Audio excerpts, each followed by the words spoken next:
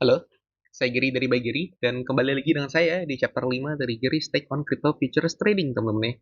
Teman-teman, hari ini kita akan membahas margin, ya. Kemudian kita bahas juga persentase profit, beserta persentase loss. Nah, teman-teman ya, sebelum kita lanjut ke materinya, saya mau himbau dulu ya, saya mau menginformasikan bahwa teman-teman yang belum memahami spot trading ya di kripto, jangan coba-coba lanjut video ini, teman-teman ya. Pelajari dulu series yang sudah saya buat ya, jadi Stake on Crypto Spot Trading ya, sebelum mempelajari futures trading. Jadi belajar dulu spotnya, baru belajar futures ya temennya, jangan terbalik, jangan futures dulu baru spot. Belajar dulu spot, baru belajar futures. Langsung aja kita masuk ke materinya. Ayo teman-teman ya, apa itu margin dan juga funding fee? Oh, di sini saya lupa tulis ya, ada funding fee harusnya di chapternya. Ya sudah lah teman-teman ya, di sini kita akan fokus ya di teman-teman ya, di sini kita bahas juga funding fee, kita anggap aja ini ekstra ya. Dalam kripto teman-teman ya, dalam kripto margin itu adalah istilah untuk nilai modal yang digunakan ya untuk membuka sebuah posisi dalam futures tradingnya. Sedangkan funding fee itu adalah istilah untuk nilai bunga yang ditagih oleh pemberi pinjaman nih atas menggunakan hutang dari leverage. Kita kan sudah membahas ya leverage ya di chapter 4. Teman-teman yang belum nonton boleh kembali dulu ke chapter 4 ya, baru balik ke chapter 5. Nah, teman-teman ya, margin itu umumnya dapat dihitung dengan cara ya membagi posisi perdagangan dengan nilai leverage yang digunakan, teman-teman ya. Maksudnya bagaimana nanti akan kita kasih contohnya. Kemudian teman-teman ya, nilai funding fee ya, itu kan bunga teman-teman ya. Jadi umumnya memang akan semakin besar ya mengikuti nilai leverage yang digunakan. Jadi semakin besar leverage-nya kan semakin besar utangnya. Nah, semakin besar utangnya, semakin besar pula pula bunganya teman-teman ya.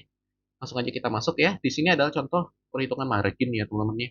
Di sini teman-teman nih, ini sebenarnya sudah disinggung juga ya di chapter 4 ya. Bagi teman-teman yang mungkin sudah menyadarinya ya. Jadi teman-teman di sini teman ya kita lihat ya. Tuan Giri membuka posisi perdagangan long ya 10 juta dengan leverage itu 10 kali. Ini artinya teman-teman ya, margin yang dipakai oleh Tuan Giri adalah 1 juta ya. Jadi margin ini bahasa lainnya adalah modal teman-teman ya kalau kita ngomongin crypto futures trading. Ini berbeda dengan margin saat kita ngomongin akuntansi ya, di mana margin itu adalah lebih ke laba kotor ya, lebih ke laba teman-teman ya, selisih antara penghasilan dan juga pengeluarannya teman-teman ya. Lebih ke laba kotor biasanya sih kalau marginnya. Tapi kalau dia ngomongin kripto teman-teman, ya, margin ini adalah istilah untuk modal teman-teman. Jadi kalau ya kita punya posisi perdagangan 10 juta, leverage-nya 10 kali ya, berarti marginnya adalah 10 juta dibagi 10, yang mana adalah 1 juta. Modal adalah 1 juta. Sedangkan sisanya ya 9 juta itu adalah hutang dari leverage. Kemudian teman-teman ya, di sini ada Tuan Giri ya. Tuan Giri membuka posisi perdagangan short ya, nilainya 50 juta, leverage-nya 50 kali. Nah, di sini teman-teman nih, marginnya juga adalah 1 juta ya. Didapat dari 50 juta dibagi 50, teman-teman. Di mana artinya 49 jutanya itu adalah hutang dari leverage, teman-teman. Nah, sekarang kita masuk ya ke pembahasan cara menghitung ya persentase profit dan persentase loss ya. Jadi persentase profit dan juga persentase loss ya, itu umumnya digunakan oleh umumnya exchange itu menghitung dengan cara berikut teman-teman ya rumusnya.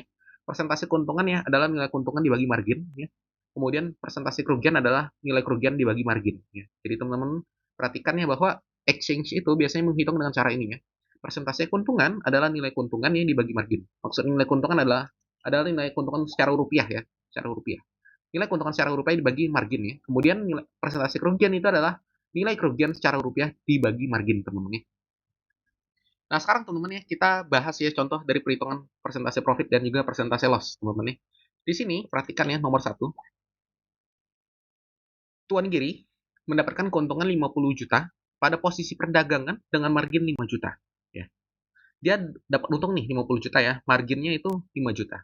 Berarti ya, exchange akan menyatakan bahwa keuntungan yang dimiliki Tuan Giri adalah 1000% teman-teman ya, atau 10 kali lipat. Ya. Ini adalah cara hitungnya teman-teman ya. Jadi kalau misalnya kita ngomongin persen teman-teman ya, kita hilangin 2 nolnya, itu menjadi angka biasa teman-teman ya. Angka biasa teman-teman. Maksudnya bagaimana ya? Jadi 1000 nih teman-teman ya, kita hilangin 2 nolnya, berarti kan 10 sisanya ya, persentasenya hilangin. Jadi itu artinya teman-teman ya, keuntungannya adalah 10 kali lipat teman-teman ya. Karena ya, angka 1 itu setara dengan 100% teman-teman ya. Jadi kalau misalnya kita dapat 10 kali lipat ya, kalau secara persen itu disajikan ya, 10 dikali 100% ya, jadi 1000% teman-teman ya. Jadi kalau 1000% mau dijadikan angka biasa, itu tinggal dibagi 100 saja, hilangin persentasenya.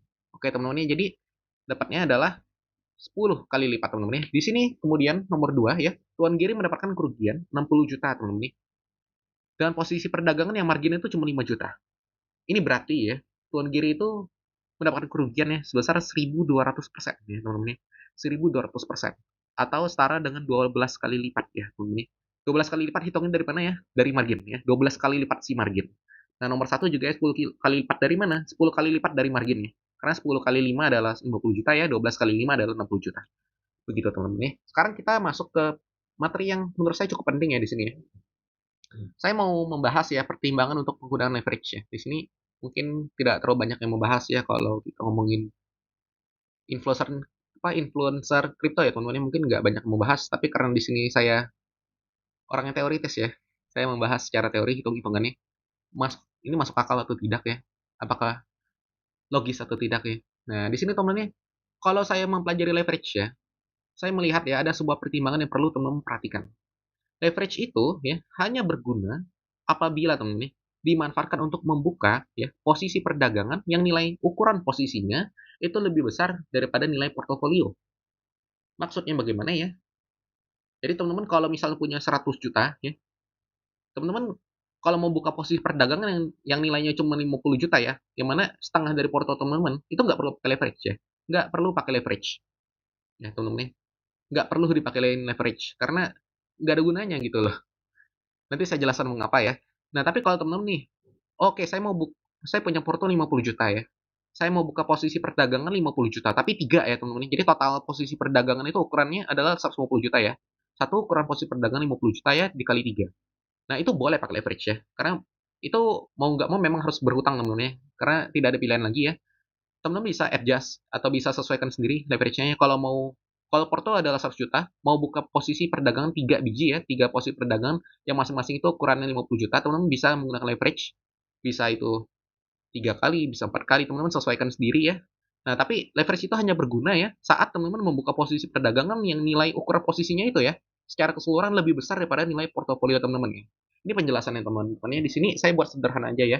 Nomor satu, Tuan Gary ya memiliki portofolio 100 juta dan ingin membuka posisi long ya. Ukurannya itu 80 juta untuk posisi long ya. Harganya 500 ribu. Kemudian dia menutup posisi tersebut di harga 600 ribu ya, alias naik 20%. Teman-teman ya, di sini kalau Tuan Giri ya, kita contohkan dulu dia pakai leverage 2 kali ya. Artinya teman-teman ya, kalau ukuran posisinya 80 juta dan leverage-nya 2 kali, marginnya atau modalnya adalah 40 juta. Sedangkan untuk hutangnya adalah 40 juta, teman-teman ya.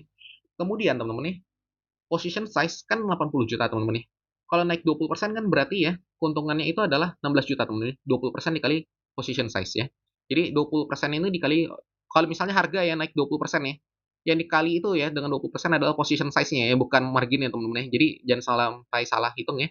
Kalau harga naik 20%, 20 keuntungannya itu adalah teman-teman 20% dikali 80 juta. Jadi bukan 20% dikali 40 juta ya teman-teman, tapi 20% dikali ukuran posisi ya secara nilai mata uang teman-teman ya, 80 juta.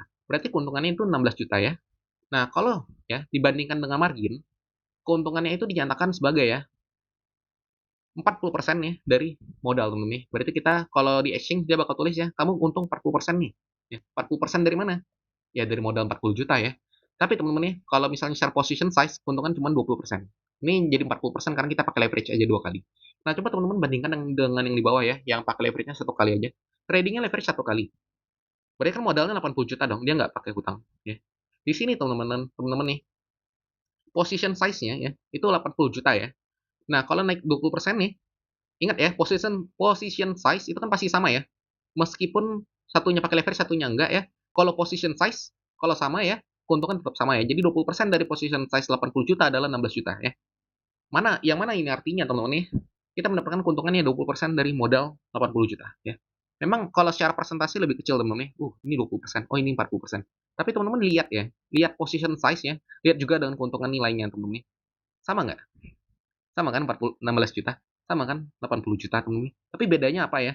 Yang pakai leverage ini funding fee-nya lebih besar. Ada funding fee teman-teman, dia lebih besar teman-teman funding fee-nya.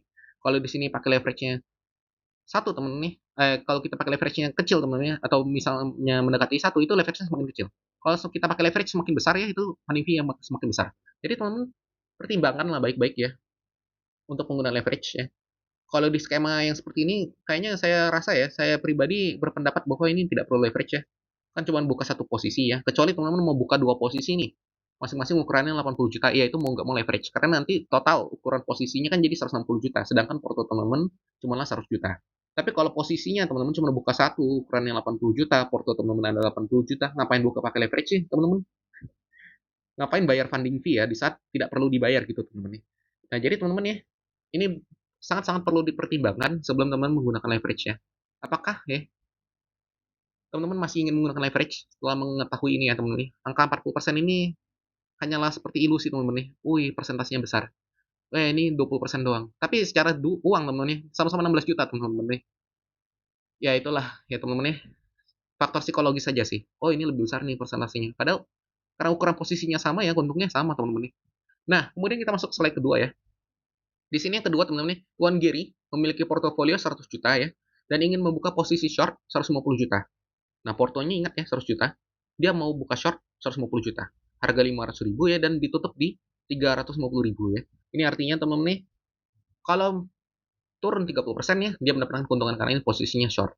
Nah, di sini teman-teman ya, saya kasih dua contoh juga ya. Satu pakai leverage dua kali, satu lagi tanpa pakai leverage ya. Di sini teman-teman ya, kalau teman pakai leverage ya, modalnya kan 75 juta dong tentu. Karena kan posisi short 150 juta. Kalau leverage-nya dua kali, berarti marginnya 75 juta. Sedangkan sisa 75 jutanya adalah hutang. Nah, teman-teman ya, position size kan 150 juta. Kalau turun 30% ya, berarti 30% dari 150 juta ya teman-teman, itu menjadi keuntungan teman-teman. Karena ini short. 30%-nya 150 juta adalah 45 juta. Dan 45 juta kalau dibandingkan dengan margin ya, itu adalah 60% dari margin teman-teman. Jadi kalau secara position size sih untungnya cuma 30%, tapi kalau secara margin teman-teman, untungnya 60%. Kenapa bisa lebih besar? Karena ada leverage ya teman-teman.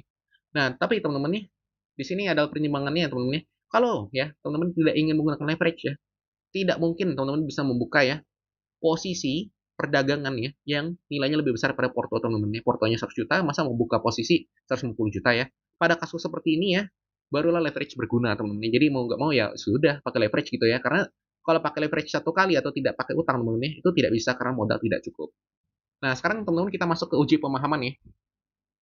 Coba teman-teman jelaskan ya, mengapa ya tidak menggunakan leverage itu lebih baik apabila ingin membuka ya trade dengan ukuran posisi di bawah nilai portofolio. Coba dijawab di kolom komentar ya. Nanti akan saya tanggapi apabila benar. Dan apabila menurut saya kurang tepat, saya akan jelaskan mengapa kurang tepat dan menurut saya jawaban yang tepat itu apa. Sekian, terima kasih ya. Semoga dapat dipahami ya. Apabila ada yang ingin ditanyakan mengenai margin, mengenai profit, mengenai loss, mengenai apapun yang dibahas di materi pembahasan kali ini, teman-teman bisa tulis pertanyaannya di kolom komentar, nanti akan saya tanggapi. Sampai jumpa di chapter 6 teman-teman ya. Sampai jumpa dan terima kasih telah menonton.